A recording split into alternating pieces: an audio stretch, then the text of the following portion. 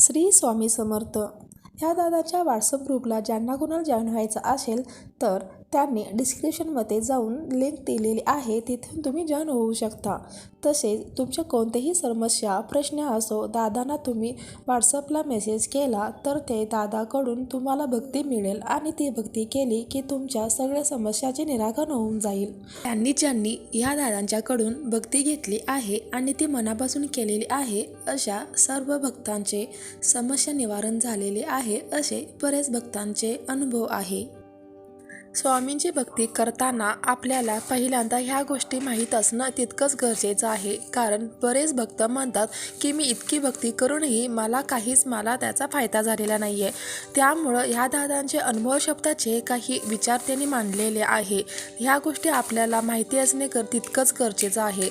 कारण स्वामींच्या जीवनकाळामध्ये ज्या भक्तांचे कर्म साफ आहे अशा लोकांना महाराजांनी दर्शन दिलेलं आहे. त्यांनी स्वामींची भक्ती ना का करना, पण त्यांचे कर्म स्वच्छ चांगले असेल तर स्वामी त्यांच्या भक्तीला पावतातच. ह्यामुळे ह्या गोष्टी आपण पहिल्यांदा आत्मसात करायला पाहिजे. त्यामुळे हे दादांचा निरूपणाच्या भागामध्ये पुनर्जन्म ह्या विषयावर त्यांचा खूप छान असं विचार मांडले आहे. त्यामुळे सर्व भक्तांनी याचा लाभ घ्यावा ही स्वामीचरणी प्रार्थना करते. अवधूत चिंतन श्री गुरुदेव दत्त. श्री स्वामी समर्थ महाराज की जय. वक्रतुंड महाकाय सूर्यकोटी समप्रभ निर्विघ्नं कुरु मे देव सर्वकार्येषु सर्वदा. नमस्कार सर्व स्वामी भक्तांना, सर्व उपस्थित असलेल्या स्वामी भक्तांना माझा सादर स्वामी प्रणाम. आजचे निरूपण आहे की आपण जन्म घेतो आणि हे जन्म जे आहेत हे प्रत्येक वेळी आपल्याला येत जातात. आपल्याला हे जे जन्म आहेत या जन्मच्या फेऱ्यातून आपण कसे मुक्त होऊ शकतो. आपले एक दादा आहेत, त्यांनी हा प्रश्न विचारला होता की पुढील जन्मात आपण आता केलेलं कर्म पुढील जन्मात आपल्याला परत फेडावं लागेल, मग परत जन्म घ्यावा लागेल, परत कर्म करून आपल्याला जन्म घ्यावा लागतो. ह्याच्यातून ही शृंखला, ही साखळी कशी ब्रेक करायची, कशा पद्धतीने आपण या जन्म मरणाच्या फेऱ्यातून मुक्त व्हायचं. विषय खूप सुंदर आहेत. पुनरपि जननम पुनरपि मरणम पुनरपि जननी जठरे शयनम यह संसारे बहुदुस्तारे कृपाया पाही मुरारी. म्हणजे याचा अर्थ असा आहे की पुनरपि जननम पुनरपि मरणम, प्रत्येक वेळी आपण जन्म घेतो आणि प्रत्येक वेळी आपण मरतो. पुन्हा आईच्या पोटामध्ये आपण शयन करतो. हे संसारात ही शृंखला जी आहे ही सतत चालू असते. मग पुनरपि जननम पुनरपि मरणम ही शृंखला जर आपल्याला ब्रेक करायची असेल तर कसं होणार. बरं, पहिला मुद्दा असा येतो की आपण जन्म कसे घेतो. 84 लाख योनी आपण मानली गेलेली आहेत. त्या 84 लाख योनीमध्ये हा जीव फिरतो म्हणजे काय. हे शरीर पुन्हा पुन्हा आपण धारण करतो का. आज आपण ज्या शरीराने एकत्र बसलेलो आहोत, आपल्या घरी बसलेलो आहोत, आपण एकमेकांच्या परिवारामध्ये बसलेलो असतो, मित्रांमध्ये बसलेलो असतो, हे शरीर म्हणजे पुनर्जन्म घेतो का. हे शरीराचा जन्म होतो का. मग जन्म होतो तरी का आणि कसा. आणि हाच प्रश्न त्यांनी विचारला होता की ही शृंखला आपल्याला ब्रेक कशी करता येईल, आपल्याला मुक्ती कशी मिळू शकेल. तर प्रथम एक गोष्ट आपल्या लक्षात घेतली पाहिजे की आपला धर्म हा जो आहे हा विज्ञाननिष्ठ धर्म आहे. आणि विज्ञाननिष्ठ धर्म असल्यामुळे त्याला सायंटिफिक कारणं आहेत.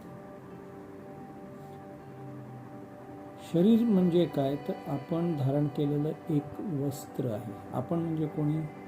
आत्म्याने. आत्मा काय करतो? एका शरीरामध्ये प्रवेश करतो आणि ते शरीर त्याचं तो कार्य करत असतो त्या शरीराच्या माध्यमातून. ज्याप्रमाणे आपण वेगवेगळ्या आकाराचे वेगवेगळ्या रंगाचे कपडे आपण परिधान करतो, दुसऱ्या दिवशी ते धुवायला टाकतो, धुवून वाळत टाकतो, परत इस्त्री करतो, परत आपण वापरतो. त्या कपड्यांना काही स्वतंत्र असं अस्तित्व आहे का? ते सजीव आहेत का? नाही आहे. पण ते आपण धारण केल्यानंतर त्यांना एक अस्तित्व प्राप्त होतं. तसंच शरीरासुद्धा जे आहे, या शरीरात स्वतःचं अस्तित्व नाही. जोपर्यंत त्यामध्ये प्राण आहे, तर प्राण म्हणजे काय? आत्मा म्हणजे काय? तर प्राण जो आहे म्हणजे एनर्जी. तुम्ही बघितलं असेल की एखादा व्यक्ती मृत्यू पावतो म्हणजे काय होतं की त्याचं शरीर थंड पडतं आणि शरीरातली ऊर्जा निघून गेली की शरीरातल्या सर्व प्रक्रिया बंद पडतात, रक्त गोठायला लागतं, शरीरातलं मांस सडायला लागतं, विघटन व्हायला लागतं. अजून तुम्हाला एक गंमत सांगतो की एखादा मनुष्य पाण्यामध्ये बुडाला तर जिवंत असेल तोपर्यंत पाण्यात बुडून जातो आणि मेल्यानंतर त्याचं प्रेत जे आहे हे पाण्यावर तरंगतं. मग तो बुडाला कशामुळे? तेच शरीर जर पाण्यावर तरंगतं तो बुडाला कसा? असं काय घडलं? तो जेव्हा सजीव असतो तोपर्यंत त्यामध्ये ऊर्जा असते आणि ऊर्जेला असल्यामुळे तो पाण्यात बुडतो आणि ऊर्जा पाण्यात नष्ट होते, निघून जाते आणि तो शरीरवरती येतो. म्हणजे शरीराला अस्तित्व शून्य आहे. 1-2 दिवस माणसाचं प्रेत घरात ठेवलं की वास यायला लागतं, ते सडायला लागतं, कुजायला लागतं. आपण जिवंत आहोत तोपर्यंत आपण कुजत नाही, सडत नाही, वास येत नाही.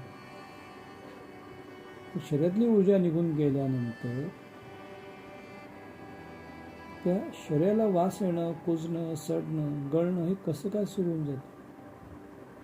म्हणजे याचा अर्थ आहे की या शरीराला चालवणारी मुख्य गोष्ट जी आहे ती ऊर्जा आहे. आणि न्यूटनचा नियम असा आहे, ऊर्जा अक्षतेचा नियम आहे की तो म्हणतो विश्वातली एकूण ऊर्जा कधीही नष्ट होत नाही. एका ऊर्जेचं रूपांतर दुसऱ्या ऊर्जेत होत असतं. म्हणजे एखाद्या बॅटरीमध्ये सेल टाकले की ती प्रकाशमान होते किंवा लाईट फेकते, प्रकाश बाहेर टाकते, बॅटरी काढून घेतली की ती बंद पडते. तसं शरीरामध्ये जी ऊर्जा आहे, आत्मा आहे, हा अविनाशी घटक आहे आणि हा अविनाशी घटक शरीरातून निघून जातो आणि पुन्हा तो कुठल्या ना कुठल्या रूपामध्ये, कुठल्या ना कुठल्या आईच्या गर्भामध्ये पुन्हा हा जन्म घेतो. मग तो अंड्याच्या स्वरूपात असो किंवा कशाही स्वरूपात असो, तो जन्म पुन्हा आईच्या गर्भातच घेतो. म्हणून पुनरपि जननम पुनरपि मरणम म्हटलेलं आहे. पुनरपि जठरे शयनम म्हणजे आईच्या पोटात आपण पुन्हा धारण होतो. मग ती ऊर्जा जी आहे ती ऊर्जा स्वरूपामध्ये आपण मुक्त झालेलो असतो आणि ती मुक्त झालेली ऊर्जा कुठल्या ना कुठल्या योनीमध्ये प्रवेश करते. मग ते वृक्ष असेल, वेली असतील, मनुष्य असेल, प्राणी असेल, कीटक असेल किंवा पक्षी असेल, कुठल्याही स्वरूपात ते जन्म घेतला जातो. आणि हा जन्म मग आपल्याला का येतोय? पुन्हा पुन्हा जन्म का घ्यावा लागतो? तर त्या पाठीमागे कर्माचा सिद्धांत हा फार महत्त्वाचा भाग आहे. कर्माचा सिद्धांत म्हणजे काय की आपण जे कर्म करतो ते कर्म जे आहे त्याला पुन्हा काय होतं, त्याचं फळ मिळत असतं. कर्माचा सिद्धांत काय की आपण जे कर्म करतो ते कर्म केल्यानंतर नवीन कुठलं तरी फळ निर्माण होत असतं. तुम्ही घरामध्ये स्वयंपाक करतात, जेवण तयार होतं. शेतीमध्ये बियाणं लावतात, पीक तयार होतं. आपण नित्यनेमाने कुठलं तरी कर्म करतच असतो. मग ते शारीरिक असो किंवा मानसिक असो. मानसिक कर्मसुद्धा आपण करत असतो पुष्कळ वेळा. तुम्ही जरी इथे निरूपणाला बसलेला असलात तरी मी सांगतो, तुमचं मन आता कुठंतरी वेगळं कर्म करत आहे. म्हणजे विचार करत आहे, किंवा अजून मिस्टर आले नाही आहेत, अजून मुलगा आलेला नाही आहे,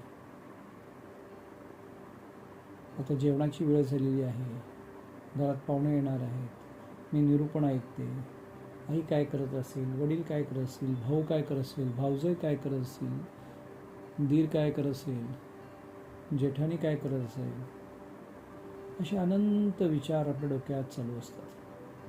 तुम्ही शरीराने इथे जरी असलात तरी आता मनाने कुठेतरी आहात, आणि त्यावेळी तुम्ही मनाने काही ना काही कर्म करत असतात. आणि हे कर्म जे आपण करत असतो ना, ते कर्म नवीन गोष्टीचं निर्माण करत असतं, फळ निर्माण करत असतं. म्हणजे कसं की तुम्ही एखाद्या गोष्टीची चिंतन केलं तर ती गोष्ट चिंतन करतात त्यावेळी तुम्ही एनर्जीचा वापर करता, ऊर्जेचा वापर करतात. मग एक कार्य केलं आणि कार्य केलेलं आहे, त्या प्रत्येक कार्याला कुठला ना कुठलं तरी फळ मिळत असतं.